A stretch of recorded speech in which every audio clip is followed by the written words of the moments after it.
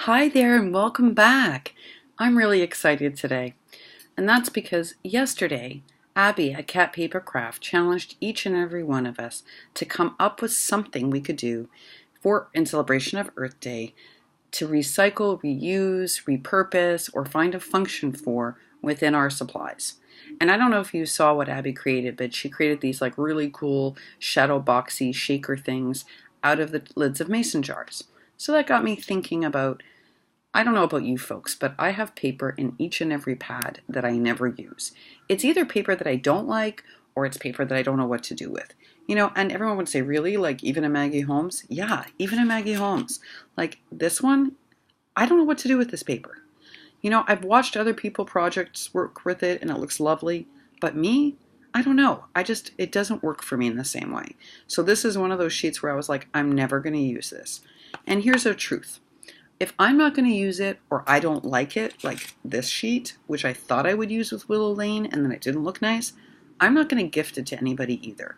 When we're sending out these Happy Mail boxes, it'd be really simple to like cut up all the paper that I don't like or I can't use, but I don't want to gift somebody something I'm not inspired by. So I sat down with each and every paper pad, and Lord, I have to tell you already, that is quite a collection of paper. It's a little embarrassing to admit that, but it's true. And I pulled out all the sheets that I just had to be honest, I either wasn't going to use or I didn't feel very powerful feelings for. I suspected they were just going to sit there forever. And what I did was, I went back and I revisited this tutorial that Tony at Craft Purge had put up probably a good year ago. I watched it several months ago, and it was for these cute little file folders.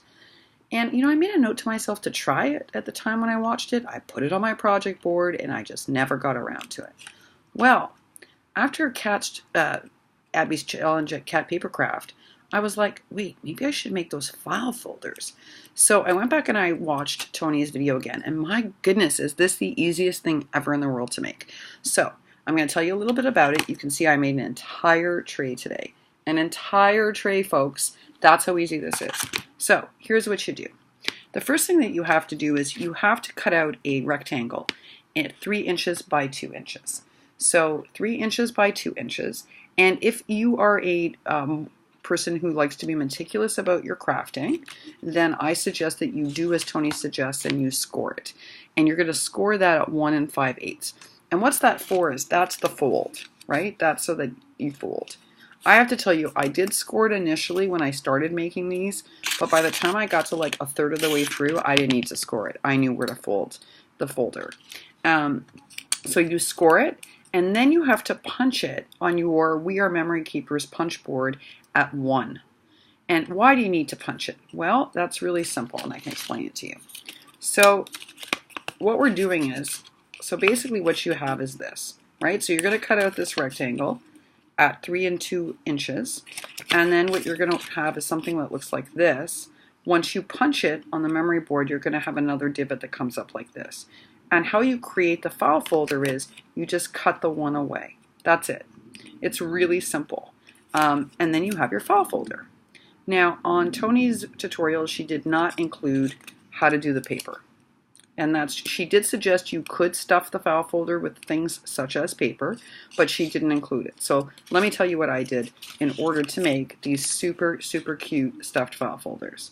So I followed Tony's instructions exactly as I've described them, and then using old books that I hauled probably 2 or 3 years ago for art projects that I had not used, but today I did, thanks to Abby. I cut out again, 3 by 2 inch rectangle. And then all I did was I folded it. Now I like to do my fold, as you can see, on a diagonal. And that's because I think it looks more interesting when we place them inside the file folders. It also looks more realistic, right?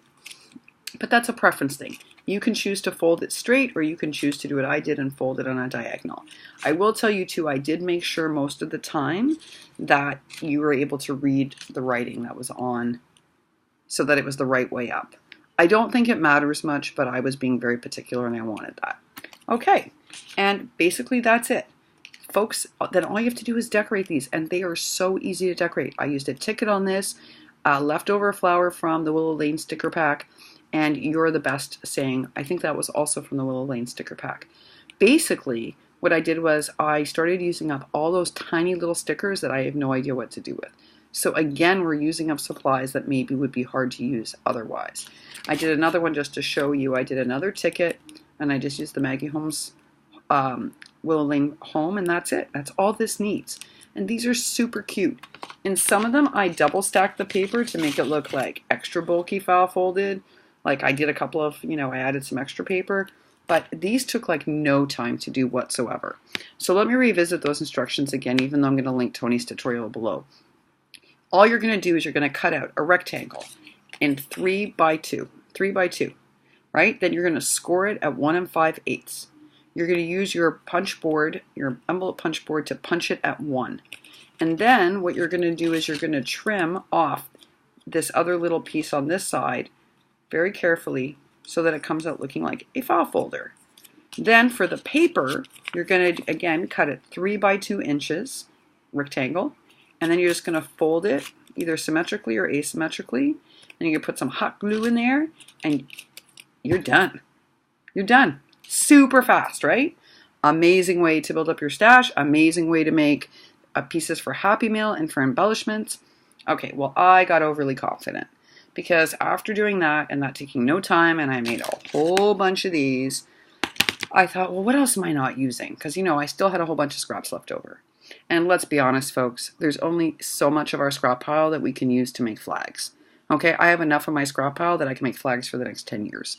So I have a miniature, the EK miniature mason jar punch. And to be honest, I have not used it.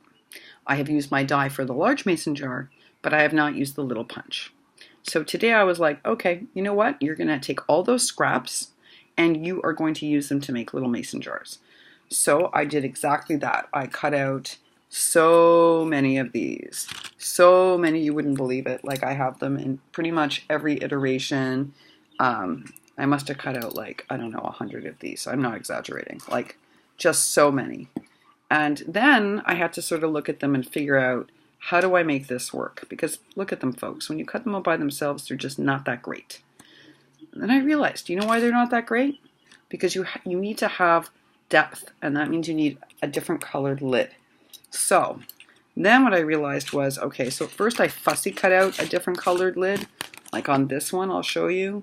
On this prototype, you'll see that this was like a vintagey photo colored paper, and then this is like a teal. Okay, I fussy cut it at first. But then I realized that if you half punch, you can actually create the lids. And that made it a lot faster. And that started me making ones that look like this. So you see the difference? That's with a different colored lid. That's without that. See how much better it looks with a different colored lid? You seriously need to do this. Okay. But then you still need to decorate it. And on some of these I tried doing it where I just did baker's twine. And I actually didn't mind it like that. And then I did some where, as I showed you, this still needs to be trimmed up, where I put some trim and some baker's twine. This one I converted into a little mini tag. And I think this was the prototype I decided I liked the most. Baker's twine and then a little sentiment cut out and put on there. But I have to be honest with you. This work took so much longer than this. I know that's crazy, but it's true. Because by the time you punch this out, then you punch out the lid, and then you wrap baker's twine and hot glue it and let it dry.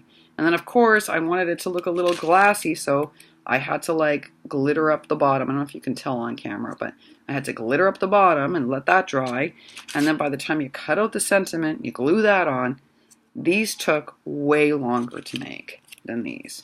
So this maybe took me, I'd say the cutting, the gluing, everything for this entire tray, and I must have 50 here, took me probably an hour and a half. These took me close to 3 hours, and I have far less of them done, and they're not decorated. So which is the better investment? Well, these certainly yield more in a shorter period of time, so if you're doing something after work while watching a movie, this is the better investment. That said, there is no way I would have gone through as many scraps if I hadn't done this. So this really was an amazing investment today. Yes, it was labor intensive. That said, I'm really glad now that I have them all. I can trim them up, I can turn them into embellishments, I can gift them in Happy Mail or pocket letters, I can do all sorts of interesting things. So, again, had Abby at Cat Paper Craft not issued this challenge, there's no way I would have spent my day doing this. That said, I'm grateful that she did. Because one of my concerns when I started this was that I didn't want to be contributing to all the waste in this world. And I promised myself that I would use up as much as possible. And I wasn't really honoring that promise. But thanks to today, I am. If you found this video useful, you thought it was enjoyable, you thought it was amusing at the very least, please hit the thumbs up so that I know whether or not to give you videos like this or to create something else.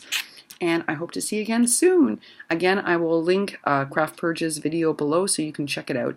And don't forget to check out Abby's really cool shaker shadow boxes. You can check those out at Instagram or at Cat Paper Love on YouTube. Take care, everybody. Bye for now.